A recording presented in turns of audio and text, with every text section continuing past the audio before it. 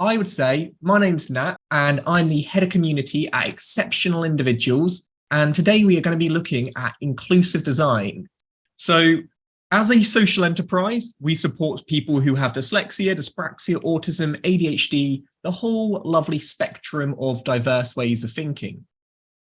And today we are going to be looking at how can we make either day-to-day life, digital life, kind of all sorts of areas as inclusive as they possibly can be for those who are neurodiverse. And one of the things that makes our organization particularly unique is that we are neurodiverse. We're experts by experience, but we also have academic background. Myself included, I'm neurodiverse and I'm doing a master's in neuroscience. Here is our lovely team. We were started in 2015. And we specialize in recruitment, employment, consultancy, all that lovely stuff. There I am. And we've also got April today, who's helping us as well, who's doing the recording and moderation. Now, we record these every single week.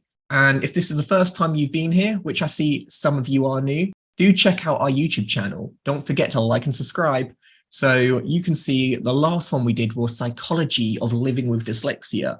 So this was looking at the emotional toll of having a learning difference and how society treats you and how you might find different ways that affect your mind and behavior.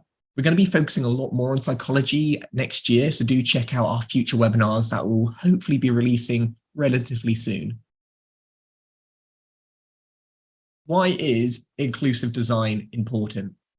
And you will notice that all these have been referenced at the top. So if you do want to check out a bit more, dive a little deeper, there is plenty more research areas you can go find out.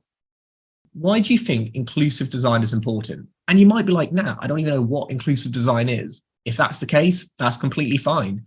We will be saying that a little bit later, but it's just a good idea to get an understanding of where most of our heads are at. Okay, we've got, so everyone can take part in your product or service. Yes, absolutely. The more people that take part, the more revenue you might get as a company, the more people you're able to support. Whatever your aims are, you're going to be getting more people. We've got, make sure you get representative feedback from users. Absolutely.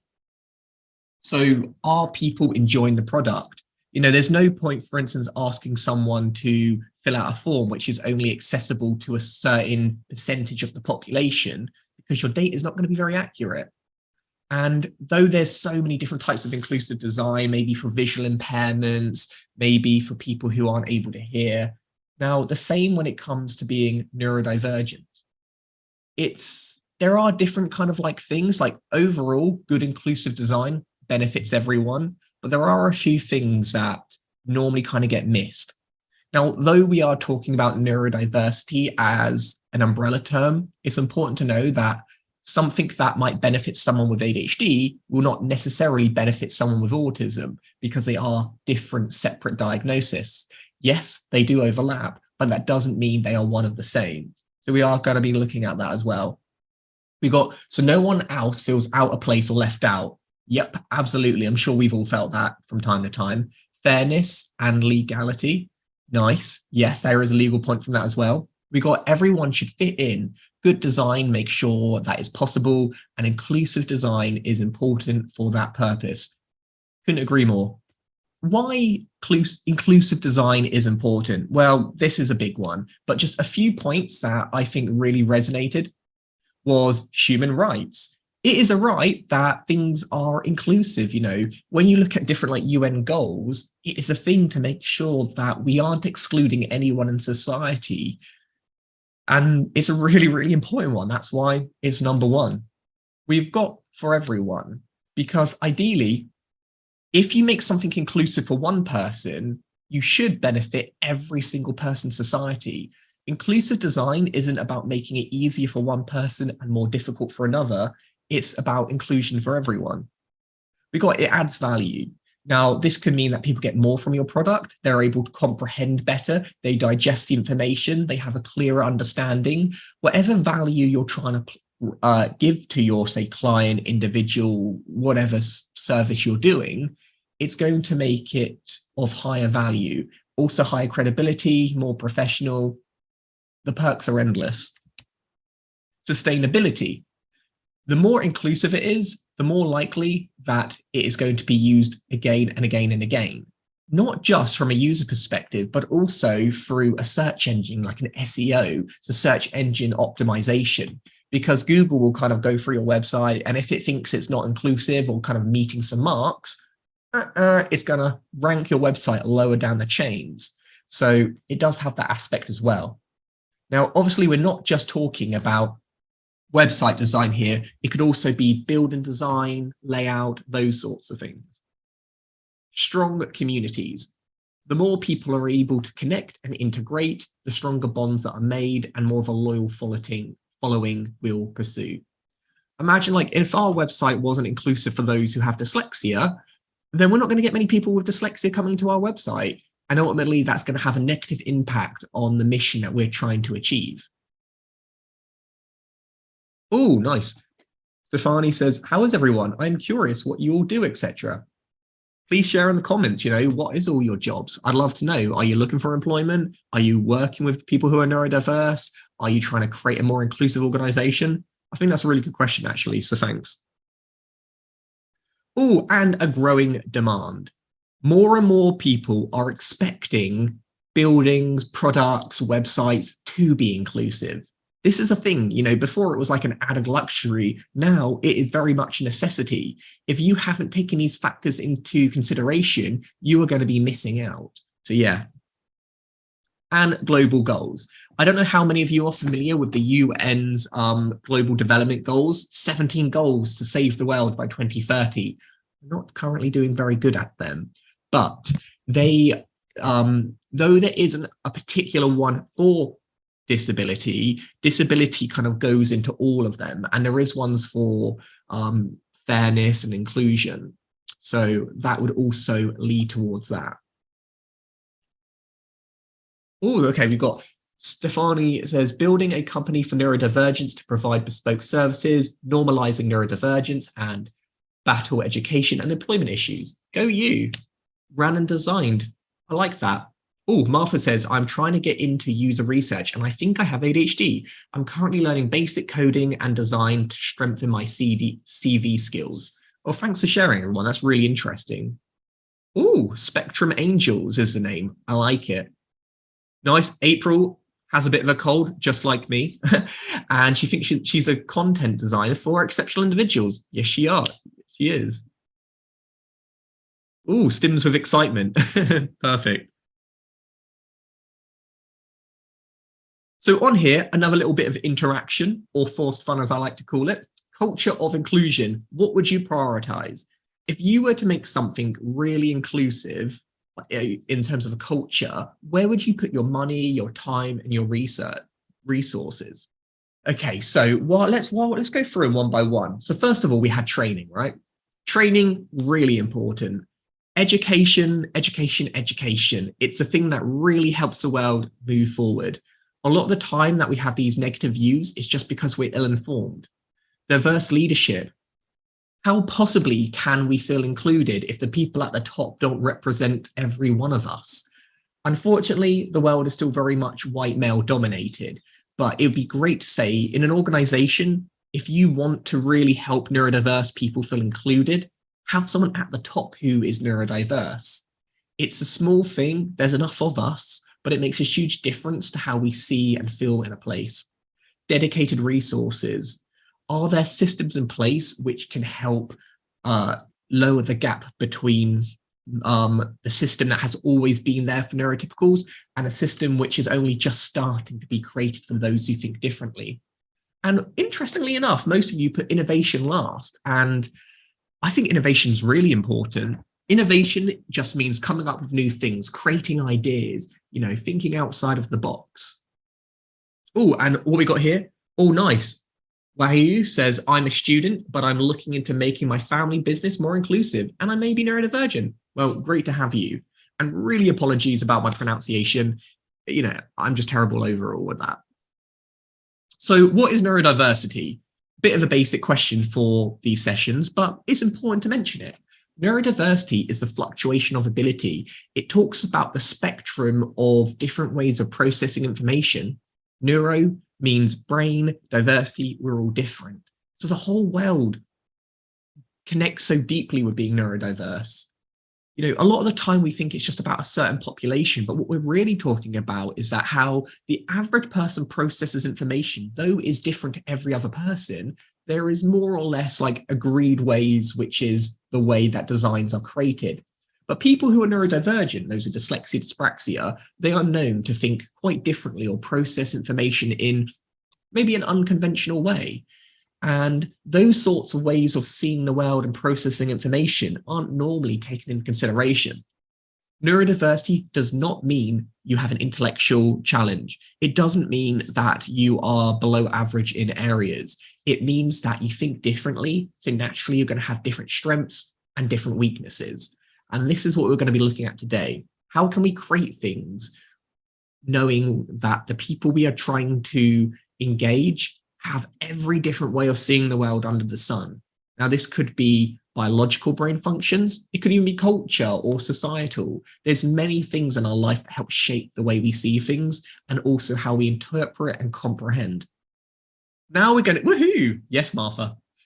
So now we're going to be moving on to hybrid meetings. What do we mean by hybrid meetings? Well, you know how in the olden days we'd meet face to face with people? Then the pandemic happened and we went all to doing meetings online. These are both two different things. But now we're living in this bit of a weird hybrid world. The apocalypse is over. We're rebuilding society. Some people are meeting face to face. Some people are meeting online. How do we make those meetings as inclusive as possible? People who are neurodiverse, should they have to go on camera? Those with autism might find it a bit awkward to be like so close up to the camera. Those face to face might not be able to read emotions as well with those on video screens. There's lots of different kind of angles and aspects you can take into consideration. Is one better? Is one worse? Should everyone stay online, or should everyone be forced to go indoors and face to face again? Or is hybrid the way that the world is moving to? Yes. But are we sacrificing anything, or is there room to gain things?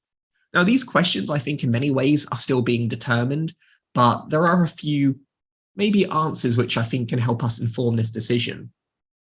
So how can we optimize video calls for neurodiversity? And bear in mind here, I said neurodiversity, so we're not talking about just people with autism, dyslexia, we're just talking about everyone in general.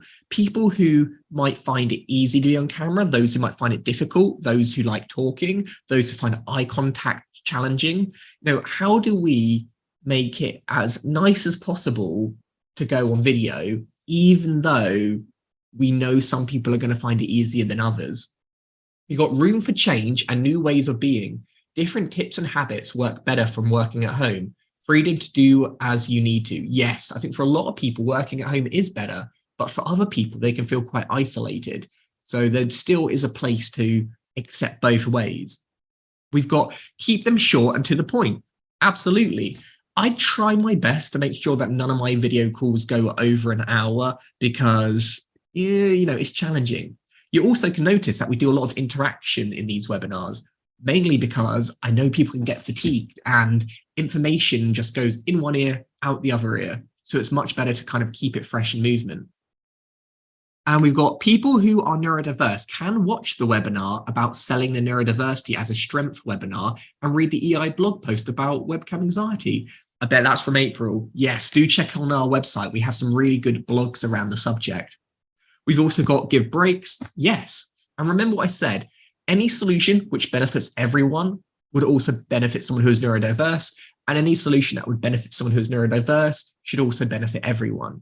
So if we kept meetings to the point, would it benefit them? Absolutely. If we made sure people had regular breaks, would it benefit everyone? Absolutely. So there's lots of different things we can look at that they seem so simple, but honestly make a massive, massive difference.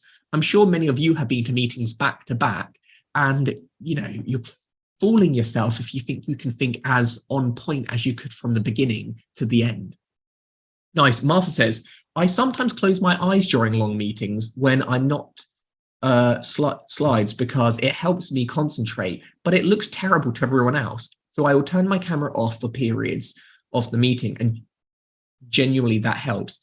Yeah, Martha, I'm a big fan of that. Like, I ask people to be on camera because for me as a presenter, I find it very useful to see your facial expressions and bounce off of you. But as someone who is a participant in sessions when I attend them, I personally like to have my camera off because it's not that I'm not paying attention, but my kind of look of like kind of absorbing information isn't the most flattering. I'm like, so I get it from both sides, and there's a few rules. Genuinely, I say, if you want to talk, go on camera. And then once you finish talking, go off camera. Then you get the best of both worlds. The other person can still see your facial expressions, can still interact with you. But then when you're not talking, you can have that respite to reevaluate. We got recording the Zoom is good for refreshing your memory. Absolutely. For me, I'm not a good note taker. I can write notes, but let's be honest, I'm not going to look at them again. But by having the recording, I can go back and skip to the best bits.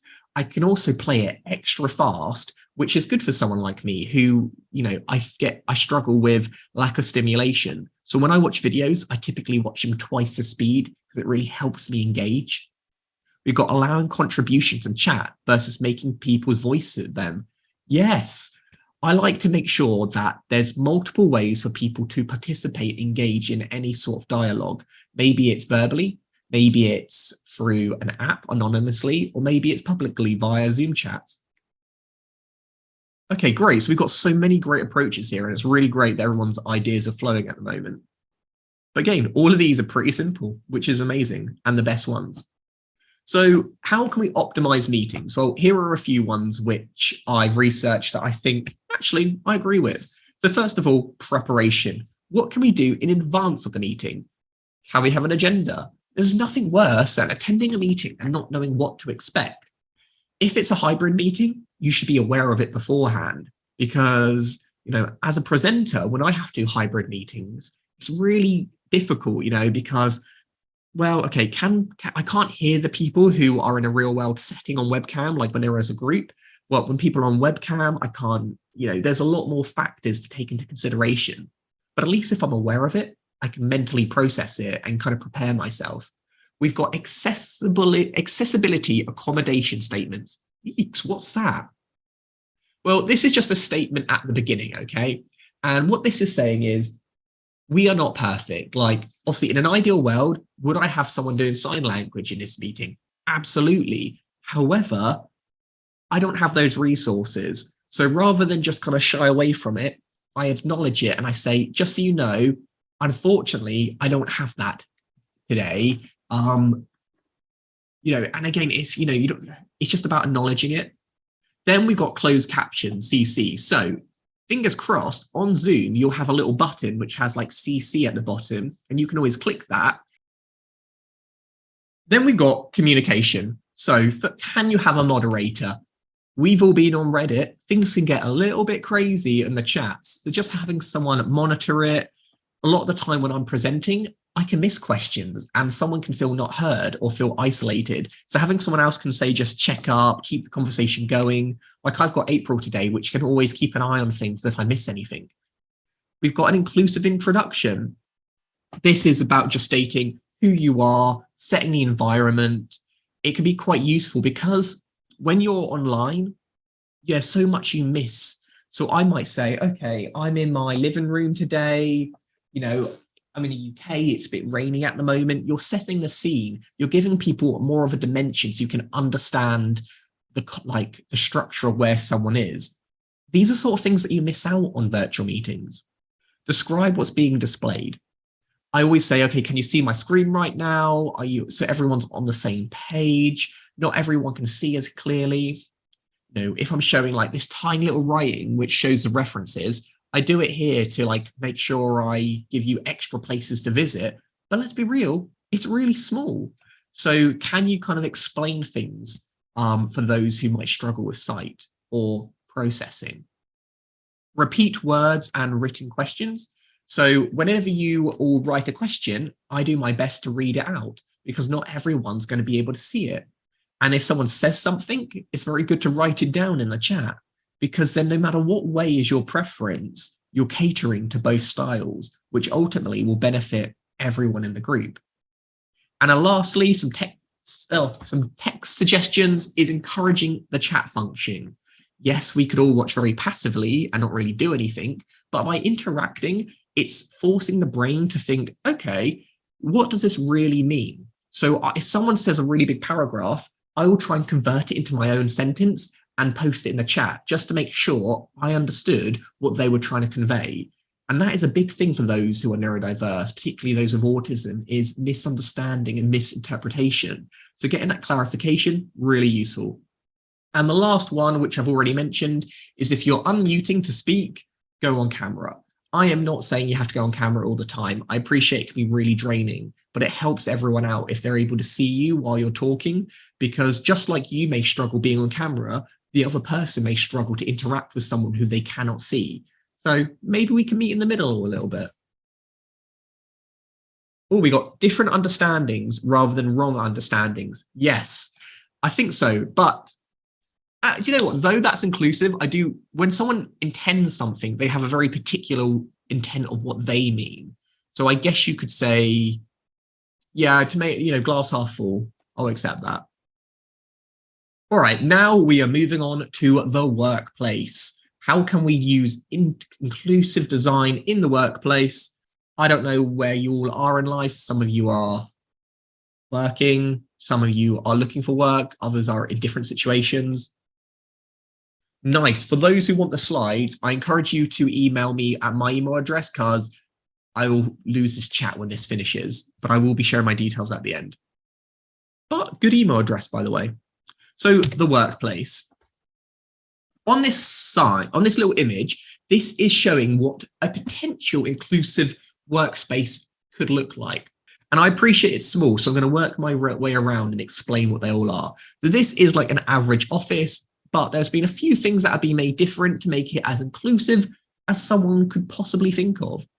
So here we've got a hyper-focus room. These are rooms where no sound can get through. They're like proper quiet, where people can just really focus. Some people might find that a little bit eerie though.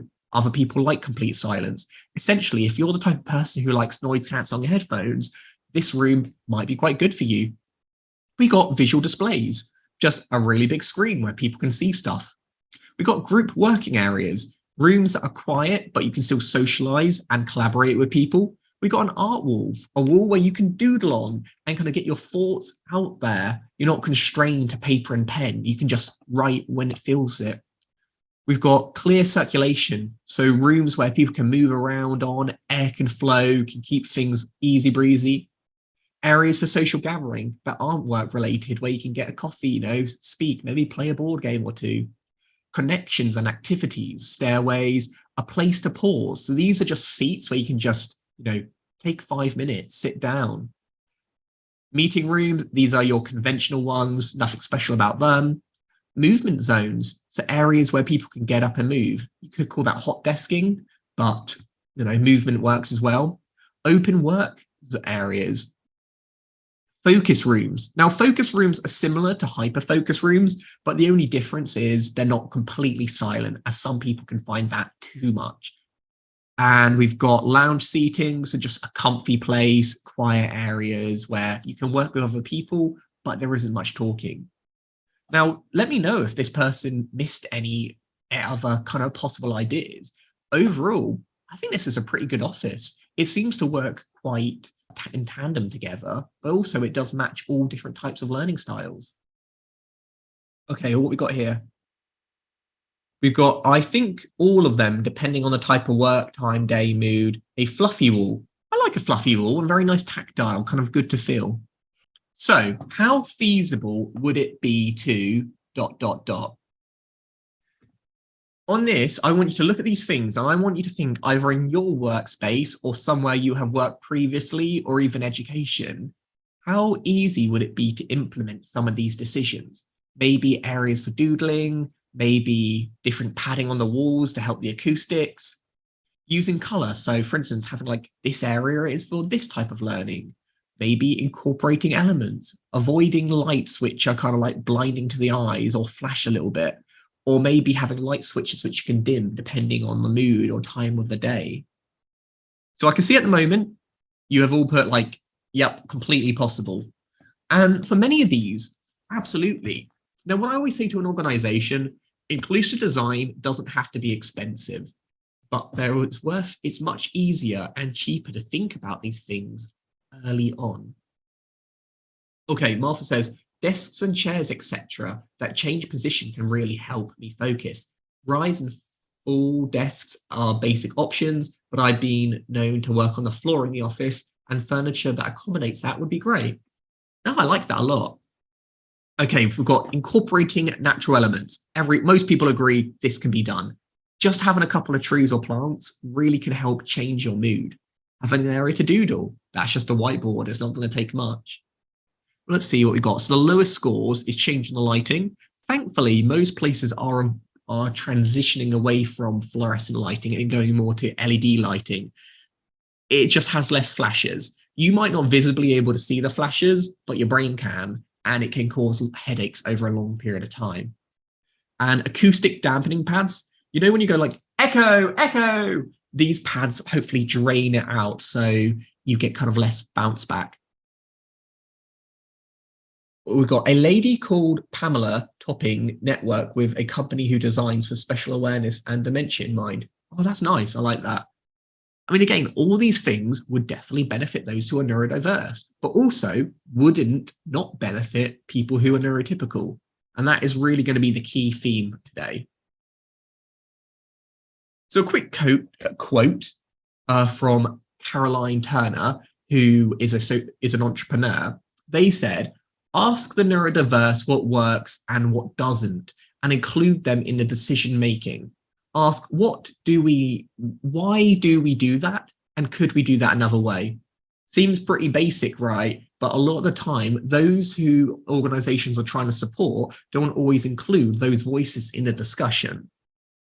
If you're listening to this and thinking, nah, duh, well, you know, maybe I'm preaching to the converted, but quite often we're not having our voices heard loud enough. And people just design things with the assumption like, well, it works for me, so why wouldn't it work for someone else? Well, the way your brain processes information is very different to how I or someone else processes. So back to some questions from you guys. Easy accommodations to create an inclusive workspace. What are some things that you've seen or would like to see in a workplace that could really make things as easy as for everyone to get the best out of their day? I'm trying to think of other things that I've seen. I mean, having a quiet space, like a sound room where it is just, oh, I love beanbags, you know, just somewhere you can kind of like relax and chill. A little grass area where you can go take lunch. For me, having nature is really important. We've got create quieter workspaces. Absolutely. And maybe have separate rooms where people can play music collaboratively. Because I think we've also got to appreciate there's different types of people. You know, a lot of people who are neurodiverse might like the quiet environment, but there are also a lot of other people who kind of go a bit mad without that stimulation. For me, I need music in order to work, but I feel self-conscious if I'm playing my music out loud, so I would rather have headphones on. We've got individual working booths, yes, for solo working. I think actually having some areas which have no internet, because sometimes it can be distracting. Definitely outside areas. Allowing headphones to be worn during work. I have worked in offices where this was banned.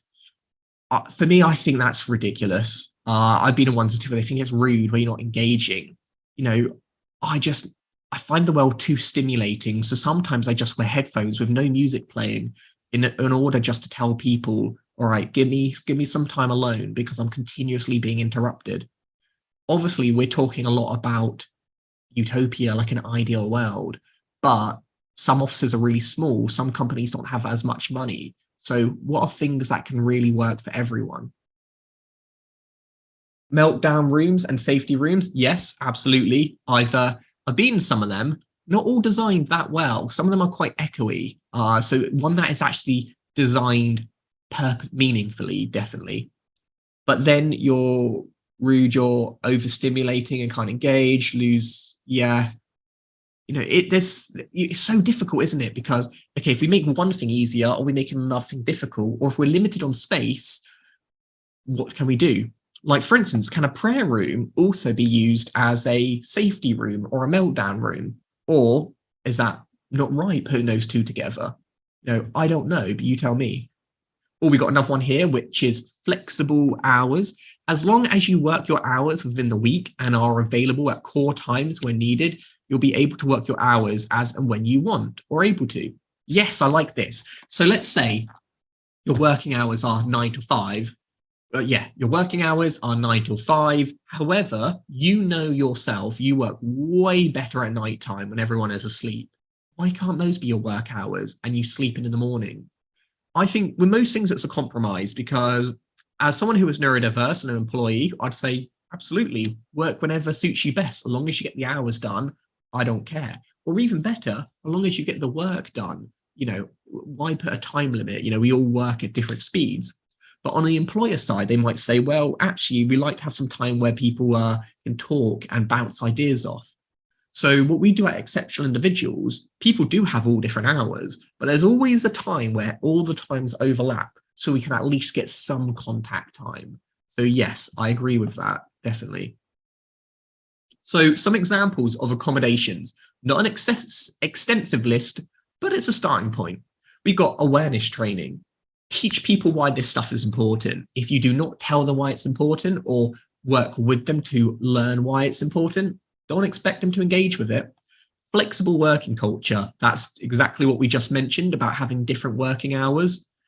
Can we be more flexible? There are some jobs where that's not going to be possible, but for the jobs where it is, what's stopping you? We've got choices where you sit. I know you think, what? How old are we?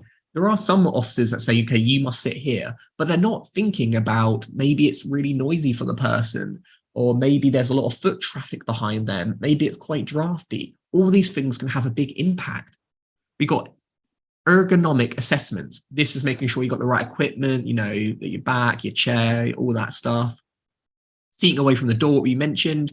Reduce visual clutter. What do we mean by that? Well, having like a gigantic poster in front of you that is like all stimulating with pictures, or having advertisements, anything which can be distracting can really throw you off course, particularly if you're neurodiverse. Storage options, when people are like putting all their stuff all around the place, it can also get very noisy. So having places where people can lock things away, it can also give people a sense of security if they've got their own little like locker or space, which is just for them. Shield flashing devices. Again, a really small one, but if in the corner of your eye, you've got a little red light blinking, that can really throw you off course. So just, maybe turn it around, put a little sticker on it. Regular breaks. Now, all places, I think, are required to have breaks, but not everyone takes breaks. So if you're a manager, really encourage your team to take breaks. They are essential if you want to get the best out of people. Headphones, like we said, it really should be standard practice, but some people don't allow them. There's multiple reasons why headphones can be really useful. And lastly, assistive technology. So for all those things which would benefit everyone, assistive technology is more specialized and tailored for individuals. So I use text-to-speech, speech-to-text, I use mind mapping, noise cancelling headphones. I use lots of different technology which helps me perform at my best. Anyway, let's have a quick look at some of the comments, because I see a few have just come in.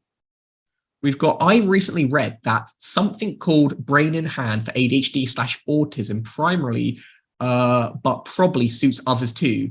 I'm just wondering if anyone has experienced this. I have not heard of that, no, but I will research it after this. Oh, we got, yes, it's quite expensive. It was suggested to me as something as an employer might pay for as an accommodation. And that, one thing I will say about accommodations is do not be limited by what someone offers you. If you are able to research and find things that work for you, typically they'll be open-minded, as long as things aren't crazily expensive. Actually, no, I take that back. Things can be expensive, but there can't be a cheaper, just as good alternative. So let's say like you've got one computer which is £1,000, another which is £10,000. If the £10,000 can do something which the other one cannot, then it's justified. But if the other one can do exactly what you need to, you always have to go for the cheaper option. So what I kind of mean by that is I use Dragon software to write out my emails. That costs a few £100s. Now, I could get a brand new Mac that does the exact same thing pre-built in, but that's way more expensive and it doesn't directly relate to the problem that I was having originally. So that's normally how you can gauge whether or not these recommendations will be accepted, or whether or not are they directly related to the challenge that you're trying to overcome, and is it the most economic choice that still fulfills its original purpose. Nice, we've got hyper-focus. Tips for anyone who doesn't do this, employing those to have. You may need to remind them to take breaks.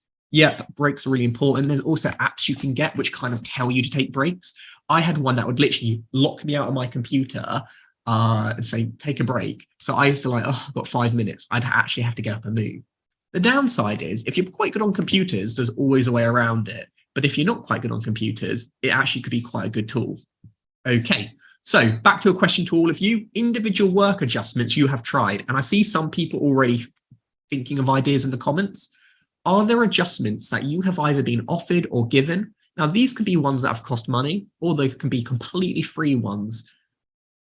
Like sometimes if I've got a meeting, I'll just write on a sticky note and I'll put it on the top of my screen. And that way I can make sure I'm hitting the key points that I'm meant to be hitting. That one, pretty much free or very, very low cost. Other ones might cost a bit more, but still can be a real game changer in productivity, and over a course of a short time can more than pay for itself. We've got, okay, working from home. Yes, I remember this was, I could work 1 day at home a week before the pandemic, which made such a difference. Then the pandemic happened. I'm like, I fought for years to work from home, but now everyone is. Typical. Oh, we've got, is there not something you can access that the government pays for to help employers? Yes, there is, and it's called Access to Work. And I'll be talking a little bit about that towards the end. But it's a really good government scheme, and it's accessible to everyone who is in employment. Oh, yes, we've got, yes, I've used reminders for my calendar, breaks, lunches. Yes, I rely on my calendar probably too much. So there are so many things that can make a massive difference. Okay, we've got rise and fall desks. Nice. I've not tried one of them. Some people swear by them. Blocking my diary out. Yes, yes, yes. Sometimes, you know, I have it where people can just book meetings in me whenever they fancy. But I always have, like, say, Thursdays where I block out completely because it gives me time to actually get work done. Otherwise, I'm being continuously interrupted. And now for the home run, some quick things on digital communication. Apparently, it is sans serif is meant to be one of the most easiest ones to read. I don't know if you agree with this or not, but let me know. So sans serif fonts, safe letter width, and large fonts. These are all things which are a good rule of thumb. Are they perfect? Probably not, but at least people have been thinking about it. And that's the key thing here is you may not know the answer. No one does. But as long as we're thinking about it, we can work together to find something that works best. You know, you might have heard of something called the Dyslexia font. I actually hate it. I think it's really difficult to read, even though it's made for those with dyslexia. And I think it makes it more difficult for those who don't benefit from it to understand it. But this is just something that you got to have that open conversation about. What does plain language look like? So another question which often comes up is asking people, what do we mean by plain language? This doesn't mean dumbing things down. This means about how can we communicate the point we want to make, but in the simplest, most succinct way. So can you take a really big sentence and can you kind of cut it down to a bullet point if possible? Few language tips is using active voice. That is kind of being assertive, making it very clear what the intention is. We've also got avoiding metaphors. They can confuse people. It's raining cats and dogs. What do you mean? Formatting your writing. Basically, can you use bullet points and descriptive actions? And again, this is just really explaining in further detail. What is obvious for you doesn't mean it's obvious for someone else. Quick question to all of you. What color works best for you? Most people with neurodivergence or autism, according to Living Autism, the magazine, says there's a particular color which works better for some than others. The general answer here is pastel-y colours, ones that aren't too bright, ones that aren't overstimulating, ones that have a softer level of contrast. Oh, nice. We got one here. Said, do not say go wait outside when you mean outside a room. Yes, that's a really good one. It's a really good example of how things be interpreted differently. When it comes to colours, simple rules, use mild colours, nothing too bright. Black and white contrast can be quite extreme. So if you notice, a lot of websites which specialise for those who have dyslexia will not use a white and black background. They'll use maybe a slightly off-white, yellowy colour because it's less strainful on the eyes. Like the background I'm using today is like a creamy colour. It's not a big deal, but it just makes it slightly easier to read the information. Now, sensory stimulation. So be careful with animation. I'm not saying do not use it, but just be mindful with it. Avoid auto-playing, so videos that start straight away. It could interrupt people, and add subtitles. You know, I love a GIF as much as the next person, but people can interpret them a million different ways. So having one that kind of explains what it's trying to convey, do not assume everyone will get the same meaning from it as you do. Yes, and we also got epilepsy is common with ADHD and autism. Absolutely right. So this is not something you want to do. If you do use a lot of bright GIFs like I do, it's always good to give people the heads up in advance. This one I thought was really interesting is how people interpret things. So you know how I just mentioned about using text to explain what is intended as an additional way of clarification? If we look at these icons here, what do you think they're trying to represent? Like, I would really genuinely do let me know. Okay, we've got pin and love, we've got a bookmark, we've got a star, but what do they mean? What are they trying to say? We've got, oh, nice, Moth says your car indicator can also do that as well. There's so many things. So I see, so really, in an ideal world, all of you should have said the same answer. But because we all have different understandings, like for instance, the heart can mean like on Instagram. The pin could mean, I don't know, you want to save something. A star could be your favorite, or it could be an action, could be a bookmark. That is normally a bookmark. So it really depends like what website it is. And because there's that level of like ambiguity, it can be quite challenging. This is a good one. So piggy bank, most of us know that that's the icon for saving. But when it comes to saving documents, we're very familiar with the floppy disk. So though they can both mean the same thing, it's very important to find a style which most people will understand. You know, when you look at health and safety, like fire exits, there's a reason they all look the same. And always think about the visualness. So does the icon stand on its own? Do people understand it? Is it universal? The colors, the wording, the phrases. Like saving money and saving your work are two very different things. And yet maybe you could play around with them. Star equals life. Oh, April says, for me, the star can mean saving important emails to read at a later time. Yeah, and that's probably because you're most familiar with apps like Gmail. Depending on what you use and what you're exposed to can have a really big impact. Make your web design neuro-friendly. There's a few different apps you can use. Here's some top tips. There's a web content accessibility guidelines, and you can just Google this online, and it shows you what makes an accessible website. Google also pays attention to this, so very good if you're trying to up your viewers. We've also got contrast checkers. You can go on like websites like WebAIM, and this will tell you like how easy it is to read depending on different people's like how they view the world. And there's also a website which I find quite interesting called Hemingway, and this essentially tells you the reading age that your site is aimed at, and it will tell you how to change the language to make it more accessible to those who have lower reading abilities. You got to pay for the advanced options, but it's pretty useful, particularly if you're very used to writing very academically and you're not sure if it's accessible to those who might not have the same level of education.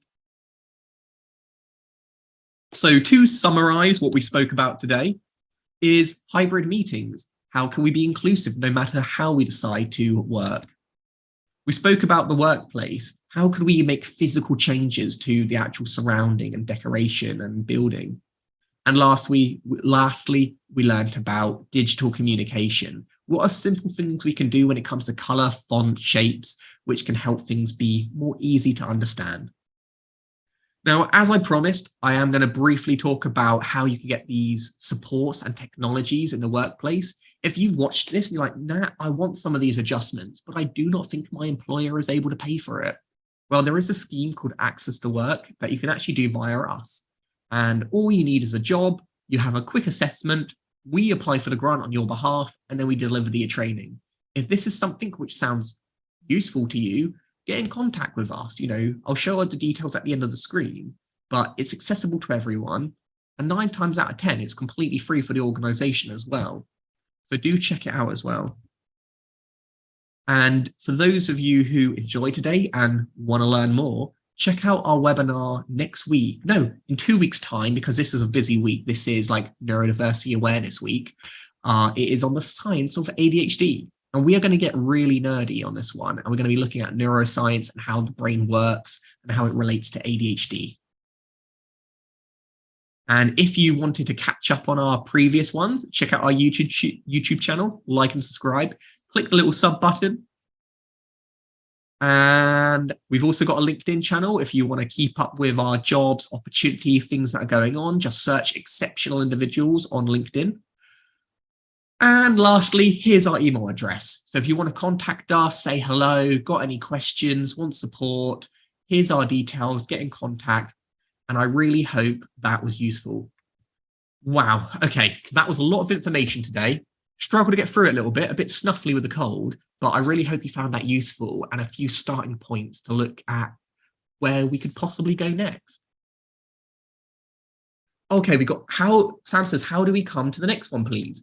Go on our Eventbrite or go on our website and click on the events and you'll see a whole heap of them. You should also receive an email after this. Nice, Moff says, one of the most interesting design seminars I've been to. Thank you so much. Okay, brilliant. So don't worry, we will send you follow-up information. But thank you, everyone. And it's been really great. And hopefully I'll see you again soon.